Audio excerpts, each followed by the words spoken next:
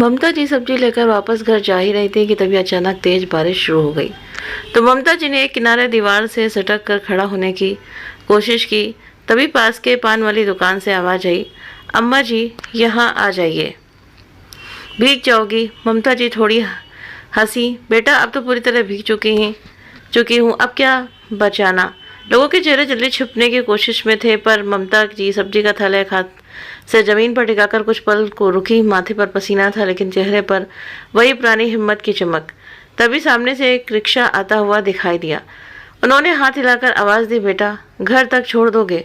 हाँ अम्मा जी, क्यों नहीं, लेकिन अम्मा जी अब आपकी तो उम्र हो चली है, ये सब्जी वब्जी उठाने का काम आप क्यों करती हैं? घर में बहू बेटे हैं, उन्हीं को भेजा करो, आप आराम किया करो घर में बैठकर। ममता जी थोड़ी थकी थी, लेकिन उसकी बात सुनकर उनके चेहरे पर एक हल्की सी मुस्कान आ गई और मन ही मन सोचने लगी, कौन लाएगा, किसी को परवाह ही नहीं। बहू को कहती हूँ तो मुंह बना लेती है, और बेटा अब उसका जवाब भी वही होता है जो उसकी पत्नी चाहती है। अगर मैं सब्जी ना लाऊं तो घर में सब्जी भी ना आए। ये लो अम्मा जी, आपका घर आ गया। रिक्शे वाले की आवाज़ सुनकर ममता जी वर्तमान में लौटी और जैसे तैसे रिक्शे से उतरकर अपनी भीगी साड़ी को संभालते हुए उन्होंने दरवाजे की घंटी बजाई। जैसे ही दरवाजा खुला तो उनकी बहू रिया उन्हें ऐसी हालत में देखकर उन पर बरस पड़ी। हे भगवान, बारिश हो रही थी तो क्या कोई कोना नहीं मिला था खड़े होने को? क्या जरूरत थी यूं भीग कर आने की? सारी सब्जियां भी गीली कर दी, अब कौन खाएगा इन्हें? पता नहीं बुढ़ापे में भीगने का कितना शौक चढ़ा है। ममता जी ने धीमे स्वर में कहा, बेटा एक थैला था, लेकिन वहाँ भीड़ बहुत थी, खड़ी होने की जगह नहीं मिली। लेकिन वो बात पूरी कर पाती इससे पहले ही रिया ने लपक कर थैला उनके हाथ से छीन लिया। लाइए थैला मुझे दीजिए और आप यहीं बाहर खड़ी रहिए, नहीं तो पूरा घर कीचड़ से गंदा हो जाएगा। अब ममता जी कांपते होठों के साथ वहीं खड़ी रहीं। अब उनके अंदर कुछ कहने की हिम्मत नहीं बची थी। रिया थैला लेकर मुड़ ही रही थी कि तभी रुककर फिर से बोली, बाकी के पैसे दीजिए। कितने हुए सब्जियों के? तो ममता जी ने धीमे से कहा, बेटा पैसे तो 10 रुपये बचे हैं जो मैंने रिक्शे वाले को दे दिए थे। सुनते ही रिया ने गुस्से से कहा, वाह क्या बात है, हर बार पैसे तो ऐसे उड़ा देती हो जैसे आपका बेटा मुझे नोटों की गड्डियाँ देता है। अब कान खोलकर सुन लो, अगर अगली बार कोई सामान लेने जाओ तो पैसे पूरे लाना, नहीं तो मुझसे बुरा कोई नहीं होगा। बोलकर रिया दंदनाते हुए अंदर चली गई। ममता जी के गले में कुछ अटक सा गया। कहना तो बहुत कुछ चाहती थी, लेकिन खामोश रह गई। तभी कुछ देर बाद अंदर से उनका बेटा रमेश बाहर आया। जैसे ही उसकी नज़र माँ पर पड़ी तो उसने कदम वहीं थम गए। माँ आप यहाँ बाहर क्यों खड़ी हैं और ये क्या हाल है आपका? आप तो पूरी तरह भीग गई हैं। उसकी आवाज़ में घबराहट और अफसोस दोनों थे। वो माँ के पास आया और उनकी भीगी साड़ी की तरफ देखकर चिंतित स्वर में बोला, अंदर चलिए माँ, नहीं तो तबीयत बिगड़ जाएगी। वो माँ की हालत देख समझ गया था कि माँ ज़रूर सब्जी लेने गई होंगी। ममता जी बिना कुछ बोले अपने कमरे की ओर चल दी। रमेश बस उन्हें जाते हुए देखता रहा। तभी अंदर से रिया की आवाज़ आई, रमेश चाय ठंडी हो रही है, आ रहे हो या नहीं? रमेश ने एक बार मुड़कर अपनी माँ की ओर देखा, मगर कुछ कह ना सका, बस चुपचाप अंदर चला गया। उसकी चाय भी गर्म थी, लेकिन मन की आत्मा शायद ठंडी पड़ चुकी थी। इधर ममता जी कपड़े चेंज करके बिस्तर पर बैठी और दीवार पर टंगी तस्वीर की ओर देखकर धीरे से बोली, देखिए जी आज फिर भीग आई हूँ मैं। रिया अब आपकी बहू नहीं, घर की मालकिन बन गई है, हर बात पर ताने देती है। और रमेश तो बस चुप रहता है, कुछ नहीं कहता। आप थे तो सब कुछ था, अब लगता है जैसे घर मेरा नहीं रहा, बस एक कोना बचा है मेरे लिए, और उस कोने में भी बस यादें हैं। कमरे में फिर वही सन्नाटा था, सिर्फ दीवार पर टिकी तस्वीर मुस्कुरा रही थी, जैसे कह रही हो मैं अभी भी यही हूँ। और उस मुस्कान को देखकर ममता जी की आंखें फिर भर आईं। उन्होंने अपनी आंखें बंद की और अतीत की यादों को महसूस करने लगीं, जहाँ हर सुबह उनकी बेटी सविता की मुस्कान पहला उजाला हुआ करती थी और एक आवाज़ आती थी, माँ चाय बना दूँ? पर अब तो घर के हर कोने में एक अनकही बेचैनी तैर रही थी। बेटी की विदाई पर दरवाजे के पास खड़ी ममता जी की आंखें अपनी बेटी पर टिकी थीं, जैसे एक माँ अपने टुकड़े को आखिरी बार नजरों से भर लेना चाहती हो। उन्होंने धीरे से कहा, यहाँ होती तो हर सुबह तेरा चेहरा देख लेती थी, तो मन को सुकून मिल जाता था।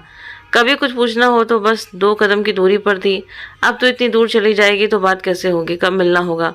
उनकी आंखों से बहते आंसू खुद को नहीं रोक पाए। तब रिया हल्की मुस्कान के साथ बोली, अरे माँ जी आप भी ना छोटे बच्चों की तरह क्यों रोने लगती हैं? सविता दीदी विदेश में ही तो जा रही हैं, कोई अंतिम विदाई थोड़ी ना।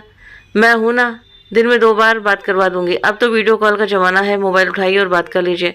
ममता जी ने मुस्कुराने की कोशिश की, लेकिन वो मुस्कान वैसी थी जैसे किसी ने आंसुओं पर पर्दा डाल दिया हो। तभी उनकी बेटी सविता उनके पास आई और उनके कांपते हाथों को अपने हाथों में लेकर बोली, माँ अगर आप यूं ही रोती रही ना तो मैं यहीं रुक जाऊंगी और नहीं जाऊंगी विदेश। सविता की बात सुनकर ममता जी ने उसको गले से लगा लिया और बोली, बेटा नहीं रोएंगी, अब तेरी माँ, बस तुम खुशी खुशी जाओ, तेरी खुशी के लिए तेरी ये माँ तुझे नहीं रोकेगी। सविता मुस्कुराते हुए बोली, बस हर दिन बात करूंगी आपसे, एक दिन भी दूर नहीं रहूंगी, चाहे देश दूर हो। तभी उनका दामाद भी आगे बढ़ा और ममता जी के पैर छूकर बोला, माँ जी बिल्कुल चिंता मत कीजिए, मैं सविता का पूरा ख्याल रखूंगा। ममता जी कुछ नहीं कह पाई, बस आंखों से गिरते आंसुओं के साथ दामाद के सिर पर हाथ रख दिया। दोनों बेटी दामाद अब विदेश के लिए निकल चुके थे। दरवाजे की चौखट पर खड़ी ममता जी हाथ में आंचल पकड़े अभी बस उस गली को देख रही थी जहाँ उनकी बेटी मुस्कुराते हुए वहां से निकली थी। सविता के विदेश जाने के बाद ममता जी का मन जैसे सूना सूना सा हो गया था। कुछ दिन तक वो अपने कमरे में बैठी चुपचाप दीवारों को निहारती रही। कभी किसी कोने से सविता की हंसी सुनाई देती थी, मगर वो सिर्फ यादें थीं।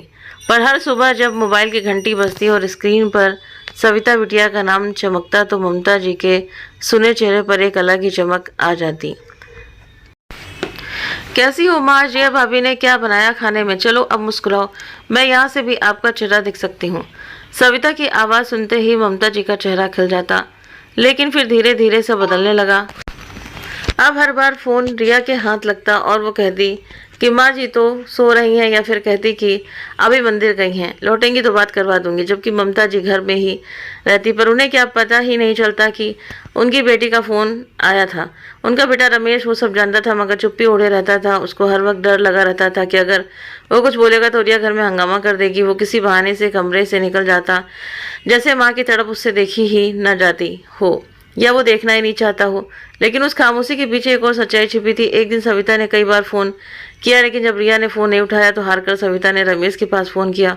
फ़ोन उठाते ही सविता बेचैनी से बोली, रमेश कई दिनों से माँ से बात नहीं हो पा रही है। रिया भाभी हर बार कोई ना कोई बहाना बना देती है, क्या माँ ठीक है? कुछ छुपा तो नहीं रहे हो तुम लोग? रमेश कुछ देर के लिए खामोश हो गया, फिर थके हुए स्वर में जवाब दिया, सविता प्लीज़ अब फ़ोन मत किया करो। अगर तुम्हारी भाभी को पता चल गया कि मैं तुमसे बात करता हूँ तो घर सर पर उठा लेंगी। हर बार झगड़ा होता है, मैं बहुत थक चुका हूँ, तुम समझने की कोशिश करो। ये सुनकर सविता सन्न रह गई। उसके हाथ से मोबाइल छूटते छूटते बचा, उसकी आंखों से आंसू बह निकले। रमेश, अब माँ से बात करने के लिए भी इजाज़त लेनी पड़ेगी। सविता की आवाज़ कांप रही थी, लेकिन रमेश ने कोई जवाब नहीं दिया, बस धीरे से कहा, माँ सविता मैं मजबूर हूँ, तुम समझो। और फिर फ़ोन कट गया। इधर ममता जी ने भी कोई सवाल नहीं किया, न रमेश ने से न रिया से। बस अब हर शाम वही कुर्सी पर बैठकर बेटी के फ़ोन का इंतज़ार करती रहती कि शायद आज सविता का कॉल आएगा, लेकिन फ़ोन अब खामोश पड़ा रहता है। दिन फिर हफ्ते बीते और फिर साल। अब तो सविता ने भी समझ लिया था कि माँ से बात करना अब इस घर में उतना सरल नहीं रहा। ये सोचकर अब वो भी धीरे धीरे खामोश होती गई। अब ममता जी सविता की तस्वीर से बात करती, दीवार पर सविता की मुस्कुराती तस्वीर देखती और धीमे से कहती, तुम तो हर सुबह मुझे गुड मॉर्निंग बोलती थी ना, अब शायद वक्त की घड़ी बदल गई है। बिटिया तू शायद अपनी माँ को भूल गई है, लेकिन मैं तुझे अब भी याद करती हूँ। कमरे में खामोशी छा गई, बस घड़ी की टिक टिक और उस माँ की सांस चल रही थी जो अब धीरे धीरे अकेलेपन की आदत सीख रही थी। तभी दरवाजे की घंटी बजी तो ममता जी अचानक वर्तमान में लौटी। उन्होंने पर्दा हटाकर देखा तो रिया दरवाज़ा खोल रही थी और सामने उसकी माँ और बहन खड़ी थी। अरे दीदी और माँ, आप लोग अचानक। प्रिया की आंखें खुशी से चमक उठी। वो दौड़कर दोनों को गले से लगा लिया। आवाज़ में अपनापन और उत्साह भरा हुआ था। आप लोगों ने बताया भी नहीं, कितना अच्छा सरप्राइज़ दिया है तुम लोगों ने। कहते हुए रिया ने उनके बैग थामे और उन्हें सोफे पर बिठाकर बोली, अरे तुम बैठो, मैं चाय नाश्ता लेकर आती हूँ। घर जैसे एकदम गुलजार हो गया। वहीं एक कोने में ममता जी खड़ी थी। उन्होंने चुपचाप मुस्कुराते हुए वहीं से रिया की माँ सुधा जी को नमस्ते किया तो सुधा जी ने भी सिर झुकाकर नमस्ते किया और मुस्कुराने की कोशिश की, लेकिन वो मुस्कान कहीं भीतर से नहीं निकली, बस एक औपचारिक परछाई थी उनके चेहरे पर। किसी ने नहीं पूछा कि माँ जी आप बैठिए, चाय लेंगी, कैसी तबीयत है आपकी? कुछ नहीं, जैसे उनकी उपस्थिति सिर्फ एक आदत हो गई हो, एहसास नहीं। ममता जी चुपचाप वापस अपने कमरे की ओर चल पड़ी, जैसे किसी दृष्टि से धीरे धीरे कोई किरदार गायब हो जाता है। उन्होंने कमरे में जाकर बस पर्दा खींच लिया। उस पर्दे के पीछे जो खामोशी थी वो पूरे घर में सबसे गहरी थी। कोई देख नहीं रहा था कि उस बुजुर्ग माँ की आंखों से आंसू बह रहे थे। वो खुद से ही पूछ रही थी कि क्या अब इस घर में मेरी ज़रूरत सिर्फ इतनी रह गई है? तभी प्रिया ट्रे में 3 कप चाय के साथ कुछ बिस्कुट और नमकीन लेकर आई। लीजिए माँ और दीदी, गर्मा गर्म चाय पीजिए। और माँ, ये वही नमकीन है जो आपको बहुत पसंद है। सुधा जी ने चाय उठाते हुए हंसकर कहा, अरे वाह, अब तो मेरी बेटी मेरी पसंद भी पहचानने लगी है। फिर तो तेरी सास को भी मजा आता होगा तेरे हाथ की बनी चाय में। ये सुनकर प्रिया हल्की सी हंसी और फिर बोली, माँ आप भी कैसी बातें करती हो? मैं कोई नौकरानी नहीं हूँ इस घर की। जिसे चाय पीनी होती है वो खुद बना लेता है। यहाँ तक कि मेरी अपनी चाय भी आपके दामाद ही बनाते हैं। सुनकर रिया की माँ और बहन एक दूसरे को देखकर मुस्कुराई। हाँ, रही बात खाने की तो वो मैं बना कर दे देती हूँ, और अगर मेरी सास को रसोई दे दूँ तो खड़े खड़े पूरा नाश्ता वही ख़त्म कर देंगी। ये सुनकर तो तीनों माँ बेटी जोर से हंस पड़ी। तभी रिया ने अचानक कहा, वैसे माँ आज सुबह तो सारा मूड ही खराब हो गया था। सुधा जी ने रानी से पूछा, क्यों, क्या हुआ था? सुबह सुबह प्रिया ने चाय की घूंट ली और फिर सुबह की सारी बातें मजे लेते हुए अपनी माँ और बहन को बता दी। तभी सुधा जी हंसते हुए बोली, तू भी ना एकदम पागल है, ऐसा मौसम और तूने उन्हें बाहर खड़ा कर दिया। वो अभी कुछ और कहती कि बीच में ही प्राची बोल पड़ी, अरे मम्मी, दीदी ने तो बिल्कुल सही किया, ये भी कोई उम्र है बारिश में भीगने की? लगता है दीदी की सास को अपने पुराने दिन बहुत याद आते होंगे। तीनों फिर जोर से ठहाके लगाकर हंस पड़ी। तभी सुधा जी ने फिर धीरे से कहा, वैसे बेटा समझा तो दिया ना उस बुढ़िया को कि अगली बार पैसे पूरे लेकर आए। अरे क्या पता रिक्शा किया या कोई चटोरापन पूरा कर रही हो। तभी तीनों माँ बेटी हंसी का ठहाका फिर से गूंज उठा। उधर ममता जी के कानों में हर शब्द से जा रहा था जैसे किसी ने कांटे चुभा दी हों। शाम में तो तीनों माँ बेटी ड्राइंग रूम में बैठकर बातें कर रही थी। उसी समय रमेश भी आ गया और वहीं बैठकर सबके साथ चाय पीने लगा। तो इधर बेटे को देखकर ममता जी भी कमरे से बाहर निकल आई। पर तभी रिया झट से बोली, माँ जी फ्रिज में मिठाई रखी है, आप जरा प्लेट में डालकर ले आइए। तो ममता जी ने धीरे से सिर हिलाया और रसोई की ओर चली गईं। उन्होंने फ्रिज खोलकर ट्रे में मिठाई रखी, लेकिन जैसे ही वो ट्रे लेकर कमरे की ओर बढ़ी कि तभी उनका पैर फिसल गया और वो सारी मिठाई हाथ से छूटकर नीचे गिर गई। तो सबकी नज़र उधर घूम गई। ममता जी बड़ी मुश्किल से घबराकर मिठाई उठाने के लिए झुकी, लेकिन तभी रिया ने चिल्लाकर कहा, हे भगवान, एक दिन भी चैन से नहीं रहने देती। अगर आपसे कोई काम नहीं होता तो बोल देती। रिया की माँ और बहन ने भी हंसी छुपाते हुए फेर लिया। रिया ने और ताना मारा, अब कोई चोट लग जाती तो हम पर इल्जाम आता कि देखो सास से काम करवा रही हैं। रमेश वहां से उठा पर बस इतना ही कह पाया कि माँ आप रहने दो। ममता जी चुप थी, उन्होंने एक शब्द नहीं कहा, बस धीरे धीरे मिठाइयाँ समेटी और वापस रसोई में चली गई। रसोई में जाती आंखों से में आंसू बह निकले, लेकिन आवाज़ नहीं, क्योंकि अब उन्हें आदत हो गई थी अपमान सहने की। वो दीवार का सहारा लिए चुपचाप अंदर जाने लगी। तभी पीछे से रिया की आवाज़ आई, माँ जी वो मिठाई कहाँ है जो आपसे गिर गई थी? ममता जी धीरे से पलटी और बोली, बेटा नीचे गिर गई थी, इसीलिए वो मैंने डस्टबिन में डाल दी। इतना सुना कि रिया गुस्से से आग बबूला हो गई कि आपने वो सारी मिठाई फेंक दी? पता भी है कितनी महंगी थी वो, मेरी माँ स्पेशल मेरे लिए लेकर आई थी। ममता जी ने धीरे से कहा, बेटा पूरी मिठाई नीचे गिरकर पानी में भीग गई थी तो उसे कौन खाता? इतना सुनते ही रिया चिल्लाई, आप तो खा सकती थी ना, इतनी महंगी मिठाई ऐसे ही फेंक दी। रिया के ये शब्द सीधे उनके दिल में चुभे। वो हैरानी से बस रिया की तरफ देखती रही, जैसे यकीन न हो रहा हो कि ये शब्द उनकी बहू के हैं। आप तो खा सकती थी, ये बात उनके कानों में ऐसे गूंज रही थी जैसे किसी ने दिल के अंदर की आखिरी उम्मीद भी तोड़ दी हो। उनकी आंखों से आंसू बहने लगे, लेकिन रिया को जैसे कोई फर्क ही नहीं पड़ा हो। वो फिर चिढ़कर बोली, अब ऐसे मूर्ति बनकर क्यों खड़ी हो? जाओ यहाँ से, सारा मूड खराब कर दिया। ममता जी की नजरें झुक गईं। कुछ कहे बिना ही वो धीमे कदमों से अपने कमरे में चली गईं। कमरे में सन्नाटा था, बस उनकी सांसों की आवाज़ थी जो अब तेज होती जा रही थी। वो दीवार का सहारा लेकर बैठ गई। कुछ पल पहले जो अपमान मिला, वो अकेलापन जो अब आदत बन गई थी, और वो भूख जो अब तक अनदेखी थी, सबने मिलकर उनके शरीर को हिला दिया था। उनकी आंखों के सामने अंधेरा छाने लगा और अचानक चक्कर खाकर वह जमीन पर गिर पड़ी। कोई आवाज़ नहीं थी, घर में सब अपने अपने कामों में व्यस्त थे। रिया फिर से अपनी माँ और बहन के साथ बातें करने में व्यस्त हो गई। रमेश ऑफिस के कामों में लगा हुआ था। पूरे घर में हलचल थी, लेकिन एक कमरे में गहरा सन्नाटा पसरा हुआ था, ममता जी का कमरा। वो शाम से जमीन पर बेहोश पड़ी थी, किसी को कोई फर्क नहीं पड़ा। रिया तो अभी भी अपनी माँ और बहन के साथ हंसी ठिठोली में व्यस्त थी। रमेश भी ऑफिस कॉल में उलझा रहा। रात के करीब 8 बजने को आए। तभी रमेश को अचानक याद आया, काफ़ी देर से माँ की कोई आवाज़ नहीं आई। उसे थोड़ी चिंता हुई तो सीधा माँ के कमरे की तरफ गया, लेकिन जैसे पर्दा हटाया तो उसकी चीख पूरे घर में गूंज उठी। ममता जमीन पर पड़ी थी, चेहरा पीला पड़ चुका था, सांस हल्की सी चल रही थी। रमेश घबरा गया। वो जाकर माँ को उठाने लगा। माँ उठो। रिया जो हाल में बैठी थी उसकी चीख सुनकर आई जरूर, लेकिन चेहरे पर घबराहट कम उपेक्षा ज्यादा थी। रमेश घबरा कर बोला, रिया जल्दी डॉक्टर को बुलाओ, देखो माँ की क्या हालत हो गई। तो रिया ने नजर घुमाई और ठंडी आवाज में बोली, इतना क्यों घबरा रहे हो? थोड़ा बीपी शुगर ही हुआ होगा, ठीक हो जाएगी। रमेश एक पल निशब्द रह गया। उसने अपनी पत्नी की तरफ देखा। उसकी आंखों में न दर्द था न कोई चिंता।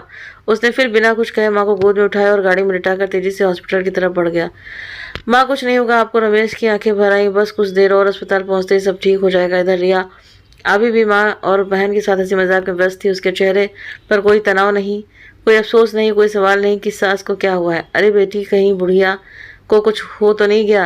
रिया की माँ सुधा ने मुस्कुराते हुए कहा। तो रिया बोली, अरे मम्मी कुछ नहीं, ड्रामा कर रही होगी, वैसे भी अब उम्र हो गई है, थोड़ा बहुत होता रहता है। पूरे घर में ममता जी की गैर मौजूदगी थी, लेकिन रिया की बातों में अभी भी उनकी कोई जगह नहीं थी। उधर अस्पताल के इमरजेंसी वार्ड के बाहर रमेश तेजी से दरवाजे के बाहर चक्कर लगा रहा था। आंखें नम थीं और दिल में अपराध बोध कि काश मैंने पहले ध्यान दिया होता, काश मैंने माँ से एक बार ठीक से बात की होती। उसके मन में बस एक ही दुआ थी कि भगवान मेरी माँ को कुछ ना हो। उसी क्षण आईसीयू का दरवाजा खुला। डॉक्टर बाहर आया और गंभीर स्वर में बोला, कंडीशन बहुत खराब है, हार्ट अटैक आया था। हम पूरी तरह कोशिश कर रहे हैं लेकिन उम्र और कमजोरी के चलते रिस्पॉन्स धीमा है। आप बस दुआ कीजिए। रमेश की आंखों में आंसू भर आए। उसने धीरे से सिर हिलाया और डॉक्टर के जाने के बाद वहीं बेंच पर बैठ गया। पल भर बाद मोबाइल की घंटी बजी। देखा तो उसकी बहन सविता का फ़ोन था। सविता की आवाज़ में घबराहट थी। रमेश, माँ कैसी हैं?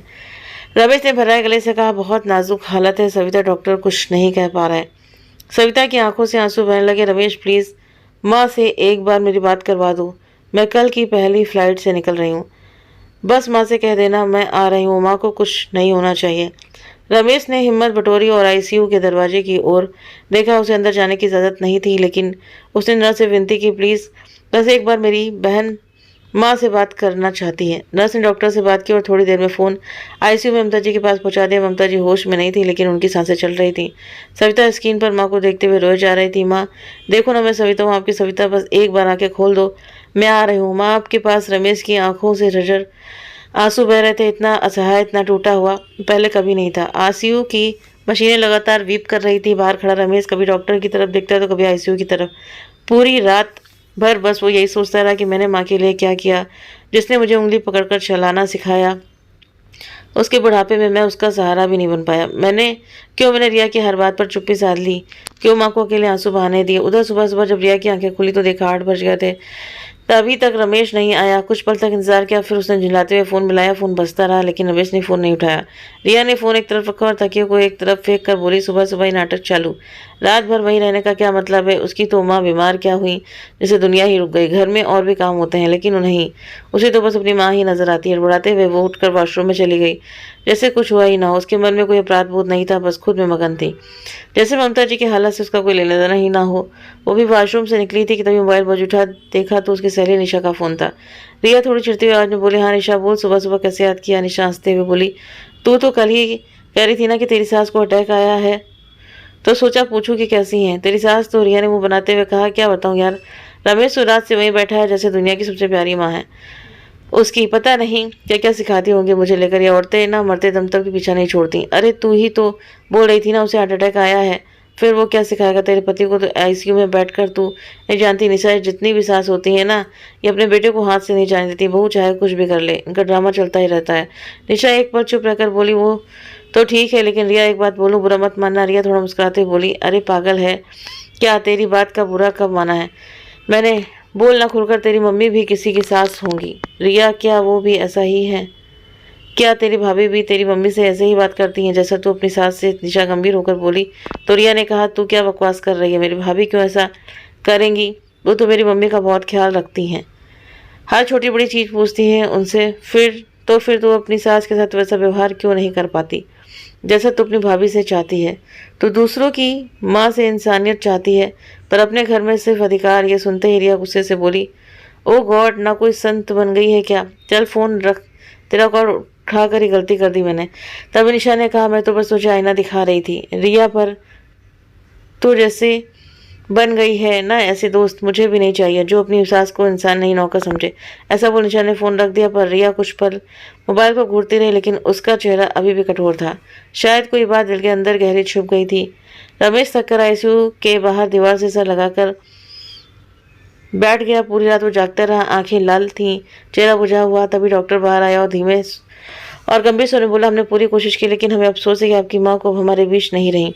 रमेश कुछ पल तो डॉक्टर की ओर देखता रहा जैसे उसके शब्द पर यकीन ना हो फिर उनकी आंखें छलक पड़ी। माँ बस यही निकला मुझसे। उसी वक्त उसकी बहन सविता अस्पताल के गेट से भागती हुई आई, हाथ में बैग, माथे पसीना, आंखों में घबराहट। रमेश उसने आवाज़ दी तो रमेश ने धीरे से सिर उठाया। उसकी खामोशी सब कह गई। सविता पास आकर बोली, रमेश माँ कहाँ है, कैसी है? अब माँ नहीं रही। सविता इतना कहते ही सविता के हाथ से बैग गिर गया। उसके होंठ कांपने लगे, आंसू बिना आहट के बहने लगे। नहीं रमेश, ऐसा मत कहो, मुझे बस एक बार उनसे बात करनी थी, बस एक बार। वो जमीन पर बैठ गई अपने माथे पर हाथ मारते हुए। माँ तू कहती थी ना मैं तेरे दिल के सबसे करीब हूँ, फिर इतनी दूर क्यों चली गई? रमेश ने सविता को थाम लिया। दोनों भाई बहन एक दूसरे से लिपट कर फूट फूट कर रो रहे थे। तभी सविता का पति उसके पास आया। उसने रमेश के कंधे पर हाथ रखकर कहा, रमेश तुम घर जाओ, सविता और मैं माँ को लेकर आते हैं। तुम माँ के अंतिम विदाई की तैयारी करो। रमेश ने धीरे से सिर उठाया लेकिन कुछ बोल नहीं पाया। बस आंखों से आंसू बह निकले। सविता वहीं खड़ी थी। उसने कांपती आवाज में कहा, रमेश माँ कभी भी तुम्हारी आंखों में आंसू नहीं देखना चाहती थी और इसीलिए उन्होंने हर चोट चुपचाप सह ली, कभी कोई शिकायत नहीं की। रमेश फूट पड़ा, सविता मैं माँ को कोई सुख नहीं दे पाया। हर बार डरता रहा कि अगर कुछ कहा तो रिया घर में हंगामा कर देगी। मैं हर दिन चुप रहा और मेरा डर ही माँ को खा गया। मैं खुद को कभी माफ नहीं कर पाऊंगा सविता। दोनों भाई बहन एक दूसरे से लिपटकर फिर से रोने लगे, जैसे दिल का सारा दुख आंखों से बहा देना चाहते हो। सविता के पति ने आगे बढ़कर रमेश को थाम लिया। रमेश माँ को सुकून देना है, कमजोर नहीं पड़ना, चलो घर जाओ, हम माँ को लेकर आते हैं। रमेश ने आंसू पूछे धीरे से सिर हिलाया और अस्पताल से बाहर निकल गया। घर पहुंचा तो रिया ड्राइंग रूम में बैठी थी, हाथ में मोबाइल, चेहरे पर तिरस्कार जैसे है। उसने रमेश को देखा तो चिल्ला पड़ी, ओह टाइम मिल गया अब घर आने का, अब क्यों आए हो, वहीं रुक जाते। रमेश कुछ नहीं बोला, आंखों में आंसू थे, माँ के बिछड़ने का गम और रिया की बेरुखी का जहर। जब उसने कुछ नहीं कहा तो रिया फिर से तिरस्कार भरे लहजे में बोली, वैसे भी कौन सा पहाड़ टूट पड़ा था जो पूरी रात वहीं बिता दी, और फोन क्यों नहीं उठाया, माँ थोड़ी सी बीमार क्या हो गई, बेटों को वहीं रोक लिया, अटैक आया था, कोई मर तो नहीं गई थी। बस इतना सुनना था कि रमेश का चेहरा गुस्से से भर गया। उसने एक झन्नाटेदार थप्पड़ रिया के गाल पर जड़ दिया। मर गई मेरी माँ, अब खुश हो गई तुम, अब सुकून मिला तुझे, अब तुझे कोई नहीं रोकेगा, अब तू अपनी जुबान की पूरी तलवार चला सकती है। ये सुनकर रिया सन रह गया। उसके चेहरे पर हैरानी, शर्म और एक झटका सा लगा। उसने कभी रमेश को ऐसा नहीं देखा था। रमेश की आंखों से आंसू लगातार बह रहे थे। उसने कांपते हुए कहा, जिस माँ के बिना कुछ कहे हुए हर जुल्म सहा, आज वो चली गई और मैं कुछ नहीं कर पाया। रमेश दीवार पकड़कर वहीं बैठ गया। पूरे घर में एक भयानक खामोशी छा गई थी। घर में मातम पसरा था। रमेश एक कोने में चुप बैठा था, आंखें लाल थी। पड़ोस की औरतें धीरे धीरे शौक प्रकट करने आ रही थी। तभी रिया की माँ सुधा जी और उसकी बहन अंदर आई। रिया भागती हुई उनसे लिपट गई और रोने का नाटक करने लगी। माँ देखो ना, माँ जी चली गई, मुझे तो यकीन नहीं हो रहा था। सुधा जी दुख जताते हुए बोली, हे भगवान कितनी अच्छी महिला थी रिया, तूने तो उनकी इतनी सेवा की थी। ये सुनते ही रमेश की बहन सविता, जो अब तक चुप थी, वहीं से ठहरी आवाज में बोली, कौन सी सेवा की थी रिया ने। सब लोग देखने लगे तो सुधा जी थोड़ी प्यार से बोली, अरे बेटा तू तो बहुत दूर से आई है, तुझे क्या मालूम, मुझे सब मालूम है। आंटी जी आपकी बेटी ने मेरी माँ को क्या क्या नहीं सुनाया। बुढ़ापे में भूख लगना पाप है, नीचे गिरी मिठाई फेंकने की हिम्मत कैसे हुई, इन सब बातों को आप सेवा कहती हैं। रिया घबरा गई, मैंने ऐसा कुछ नहीं कहा सविता दीदी, आप गलत समझ रही हैं। हो सविता एक कदम आगे बढ़ी। उसकी आंखों से आग धक रही थी। गलत मैं नहीं, तू है रिया जो उनका सम्मान छीना, और अब जब वो नहीं रही तो घड़ियाल आंसू बहा रही है वो। तभी रिया की माँ और बहन पहली बार समझ आया कि ये घर अब वैसा नहीं रहेगा।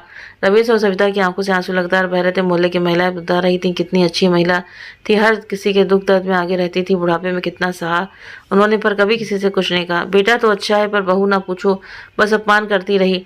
ऐसा भला कोई करता है अपनी सास के साथ, ऐसी बहू भगवान किसी को ना दे। रमेश सर झुकाए चल रहा था। कंधे पर माँ की अर्थी का भार नहीं, बल्कि वो एहसास था जो जीवन भर नहीं मिटा पाएगा।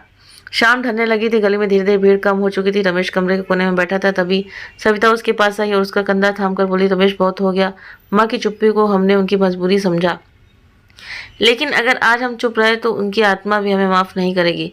रमेश धीरे से बोला, अब कुछ कहने का वक्त नहीं बचा सविता। नहीं रमेश, अब कहने का वक्त है।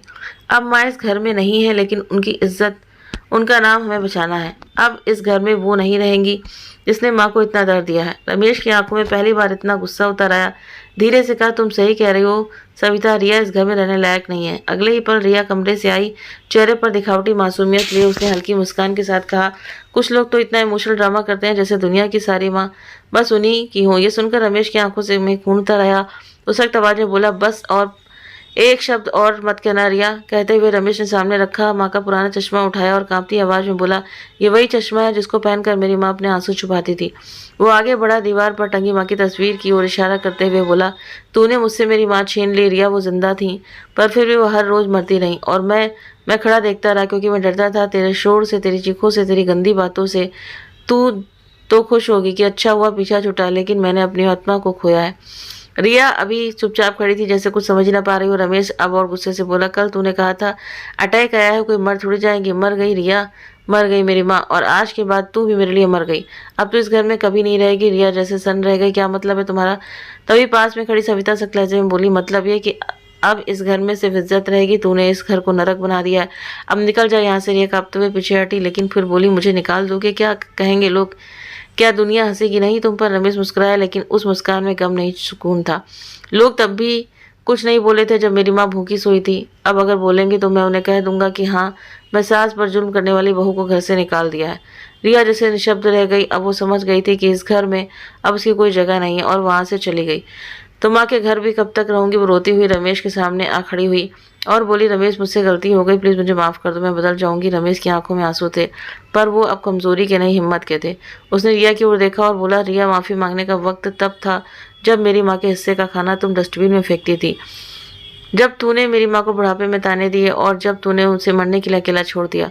रमेश की बात सुनकर रिया गिड़गिड़ाते हुए बोली, रमेश, बस एक मौका दे दो, मैं वादा करती हूँ। तभी दरवाजे पर तेज आवाज आई। रिया की माँ सुधा जी अंदर आई और गुस्से से बोली, रमेश, ये क्या बेहुदापन है? तुम मेरी बेटी को इस तरह घर से निकालोगे? इतना कुछ किया उसने इस घर के लिए, और आज ये दिन दिखा रहे हो?